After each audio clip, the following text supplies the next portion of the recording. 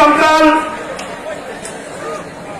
হরিকেন্দ্রী union বিএনপির সংগ্রামী সভাপতি নাজমুল হোসেন শেকিল উপস্থিত আছেন।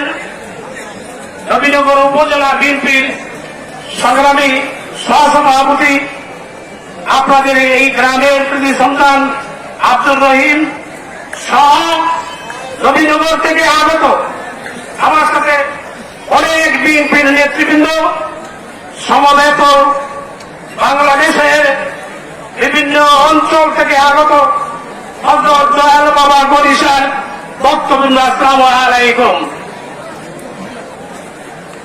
আমি প্রথমে আপনাদের কাছে ভক্তবৃন্দের কাছে হাত জুড়ে ক্ষমা চেয়ে নিচ্ছি যে আপনারা দয়াল বাবা বরিশাল এই সমাবেশে আপনারা আপনাদের গান শুনবেন। আমি সেই গান শোনার মাঝে আপনাদেরকে যে সময় নষ্ট করছি সেজন্য আপনাদের দয়াল বাবা বরিশাল বক্তব্যের কাছে আমি ক্ষমা চাচ্ছি। আমাদের সাথে এখানে উপস্থিত আছেন অনেক এই এলাকার অনেক নেতৃবৃন্দ, ওয়ার্ডার সহ আমাদের নাজির সহ আরো অনেকে, আলাল সহ আরো অনেকে আছে, নাম সবার বলতে পারলেন নবীন আন্তরিকভাবে দুঃখিত। সমাগত এই হযরত মনি হযরত দয়াল বাবা বরিশাল বক্তবৃন্দ, আমি বক্তব্য রাখব না। আমি এসেছি আপনাদের কাছ থেকে দোয়া নেওয়ার জন্য। আমি কোনো এখনো রাজনৈতিক বক্তব্য দেওয়ার জন্য আসি নাই। আমি এসেছি শুধু আপনাদের সাথে শরীক হওয়ার জন্য এবং এই হযরত দয়াল বাবার এই পুণ্যভূমিতে আপনাদের কাছে খাস করে আমার জন্য দোয়া দিবেন, দোয়া করবেন, এই আশা নিয়ে আমি এখানে এসেছি। সম্মানিত হযরত দয়াল বাবা বরিশাল বক্তবৃন্দ, আপনারা জানেন আজকে থেকে কিছুদিন আগে আপনারা এই পরিবেশে, মুক্ত পরিবেশে হযরত দয়াল বাবা বরিশাল এই মহাসমাবেশ করতে পারেন নাই।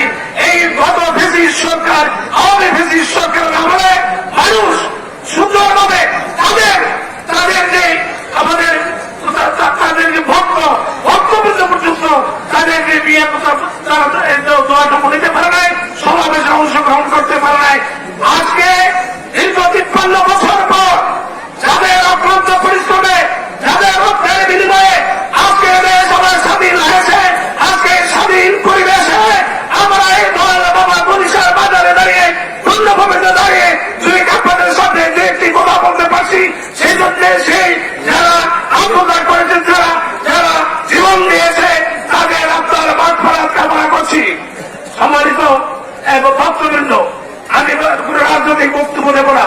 আমি আপনাদের কাছে বলতে চাই যে আমরা এই নবীনগর, আপনারা অনেক ভক্তবৃন্দ এখানে এসেছেন, আপনারা লক্ষ্য করেছেন যে আমাদের এই নবীনগরে আপনাদের এই বরিশাল বাজারে আসার তেমন কোন রাস্তা নেই। ঢাকা থেকে আপনারা আসতে পারেন না, কাশ্মীর থেকে আপনারা আসতে পারেন না, ভৈরব থেকে এখানে আসতে পারেন না, চিটাগাং থেকে এখানে আসতে পারেন না, ব্রাহ্মণবাড়িয়া থেকে সিলেট থেকে আসতে পারেন না।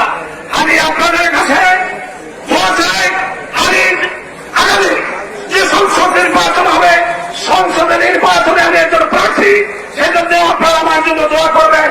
আমি বিএনপি বাংলাদেশ জাতীয়তাবাদী দল থেকে আমি নমিনেশন চাই, আপনারা